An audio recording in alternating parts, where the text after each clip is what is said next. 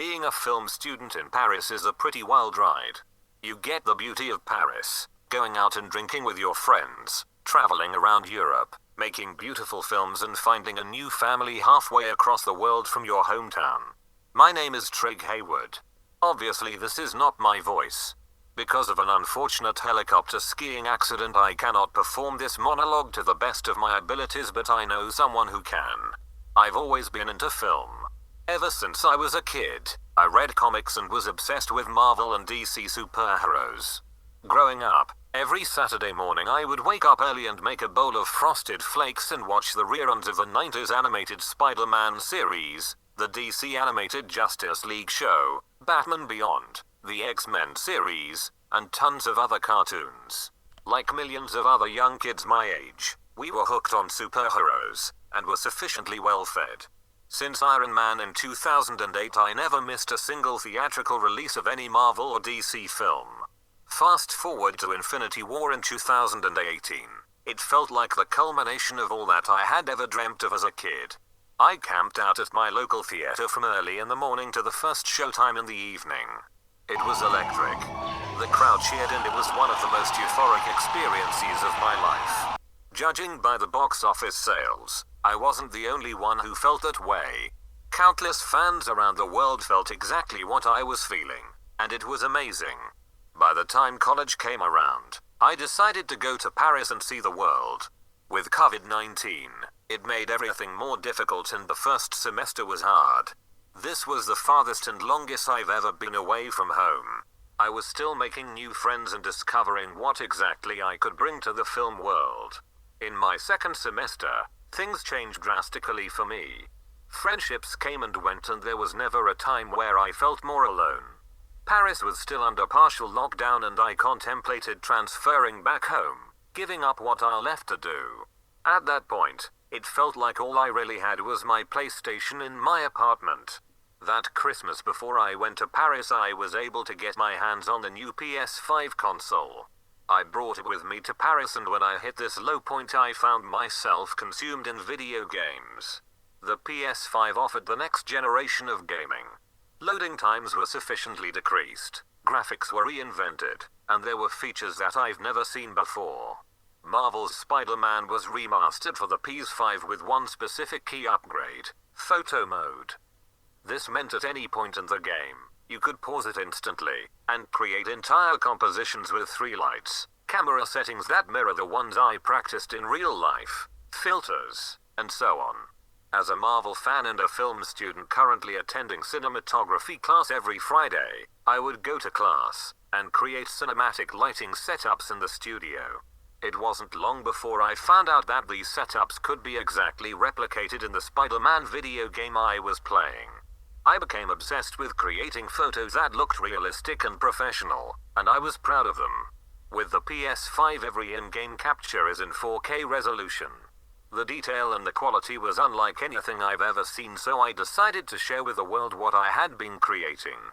In January of 2021 I created an Instagram primarily for posting my in-game Spider-Man photos. I created a formula for what I call a cinematic virtual photo, and it's something that I've used throughout this entire experience.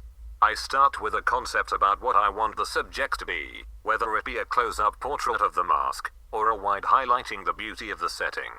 Then, I go into 3-point lighting. I start with a key light on either the right or left. This creates a good amount of shadows and contrast on the opposing side. Then I follow up with a backlight illuminating the figure of the character and adding some nice highlights to the composition.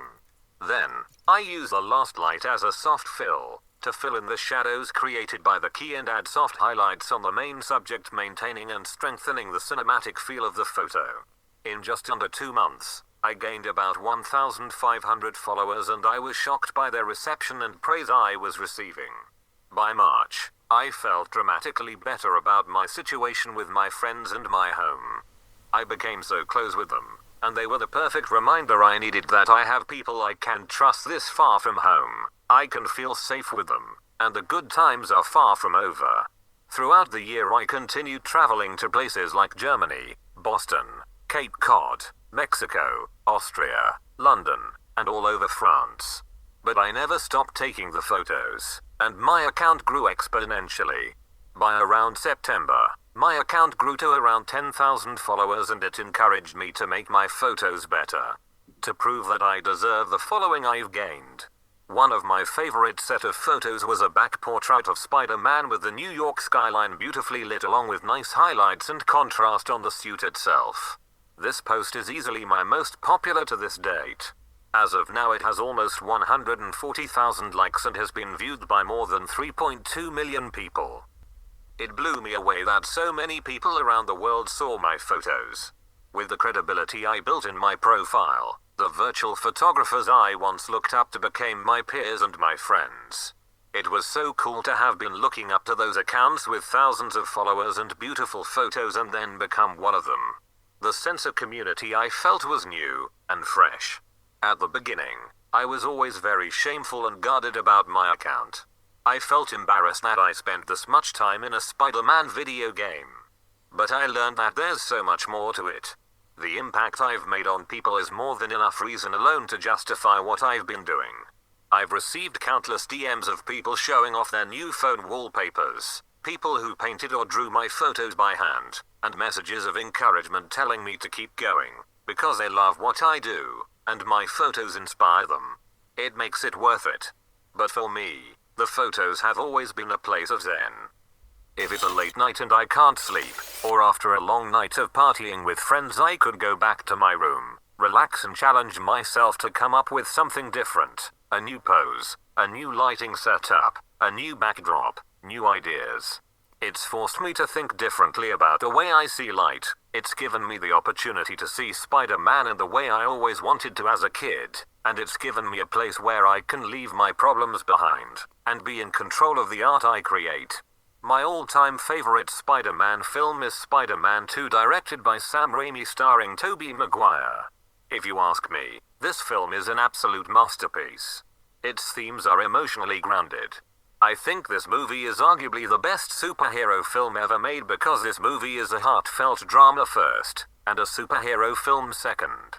From the cinematography by Bill Pope to the score by Danny Elfman, this film does it all, and it features my all-time favorite Spider-Man suit.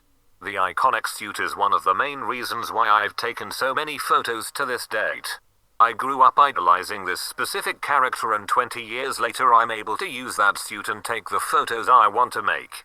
In December of 2021, Spider-Man No Way Home was arguably the most anticipated film of the year, 2 years ahead of its release. Casting rumors suggested the film featured villains from the original Raimi trilogy, so instantly fans speculated and theorized the return of the two previous Spider-Man actors, Tobey Maguire and Andrew Garfield.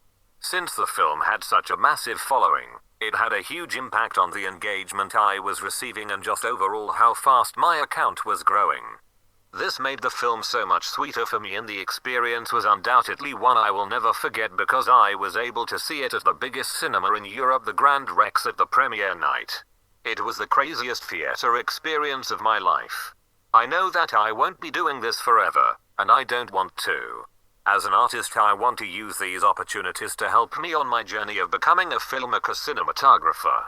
I will always be thankful that I've had the opportunity to create the art I enjoy without any boundaries.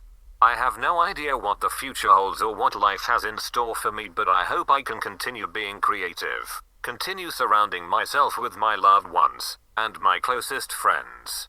And who knows, maybe work at Marvel or DC one day. That would be pretty dope.